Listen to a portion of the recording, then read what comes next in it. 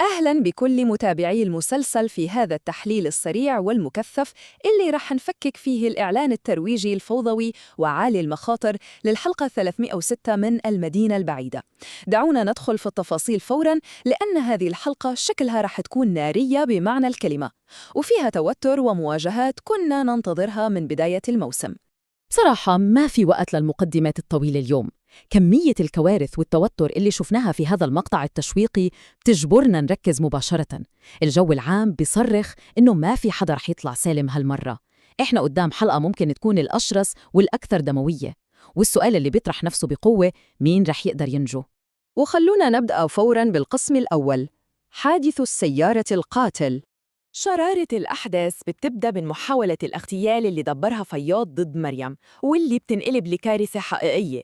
الخطوات كانت محسوبة. فياض بيتصل بمريم عشان تطلع من القصر وتكون في طريق سيارة المؤن المسرعة، لكن الصدفة بتلعب دورة. بكيزة بتطلع في نفس اللحظة ومعاها القهوة وبتعطل مريم وعالية ثواني بس. عالية بتلمح السيارة المجنونة وبتستوعب الكارثة، فبتسحب مريم بسرعة على الأرض. وللأسف الضحية اللي بتدفع الثمن تحت العجلات هي بكيزة. الانهيار العاطفي هنا كان سريع وموجع جدا. جملة قدير لحالها بتلخص حجم المأساة. وتخيلوا المفارقة المبكية، قدير كان أصلا واقف يستنى نفس سيارة المؤن هاي عشان تجيب له حلويات خطبته على بكيزة، وبدل الفرح منشوف بكيزة فاقدة الوعي في العناية المركزة، وقدير واقف برا منهار وبيتمنى لو إنه هو اللي مات وهي اللي عاشت. وهالشي بياخدنا للقسم الثاني، التحقيق والدموع في المستشفى. في الوقت اللي أم ومظفر أهل باكستان منهارين تماماً في المستشفى من خوفهم على بنتهم، جيهان بيفكر بطريقة ثانية خالص. بيروح يحقق بنفسه في مكان الحادث وبيفتش سيارة المؤن قطعة قطعة لحد ما بيكتشف كاميرا مخفية بذكاء رهيب مكان المراية. وهنا بتيجي اللحظة الحاسمة. جيهان بيستوعب فوراً إنه فياض كان بيتابع الجريمة كلها بث مباشر. روعة هالمشهد هي ردة فعل جيهان المباشرة. بيسحب الكاميرا وبيطلع مباشرة في العدسة وبيوجه رسالة تهديد مرعبة لفياض. بيحلف إنه رح يدفن الشخص الذي سرب المعلومات ودخل السيارة للقصر. واللي بيخلي هالمشهد أقوى هو إننا منعرف إنه بوران كان جالس جنب فياض وبيسمع هالتهديد ومرعوب لدرجة إنه بيهرب من المكان فوراً. ومن هون مننتقل للقسم الثالث، التحاليل المزورة والعلاقات المحطمة. بعيداً عن الحادث، في فوضى عارمة بتصير بالخلفية. خطة دمير لتزوير تحليل الحمض النووي تبع شمال بتفشل تماماً بعد ما رجال جيهان بيكشفوا اللعبة في المستشفى.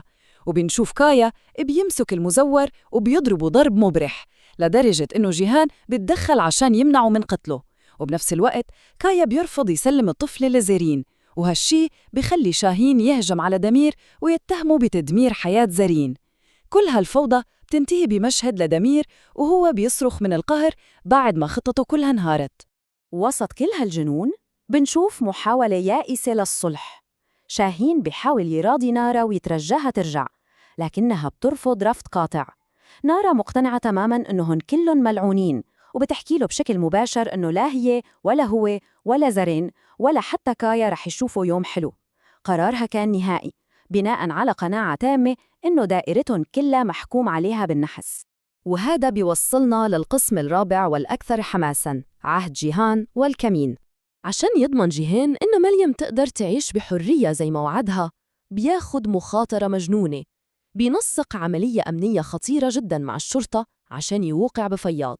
بنشوفه بيجمع رجاله وبيعطيهم التعليمات الأخيرة، والعيلة كلها وتحديداً عالية بتراقب من شرفة القصر وقلبها مقبوض من الخوف قبل ما تتحرك السيارات.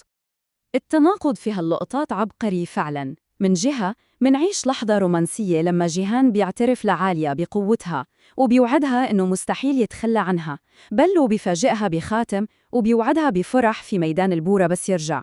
ومن جهة تانية مننصدم والواقع المرعب لما تعترض سيارة مسلحة طريقهم، وجيهان بيضطر ينزل بسلاحه عشان يواجه الكمين بكل شجاعته المعتادة. وأخيراً القسم الخامس، مريم تغادر القصر. منشوف مريم وأختها موجان بيطلعوا من القصر، وواضح جداً إنه المجبرين على هالطلعة ومو برضاهم.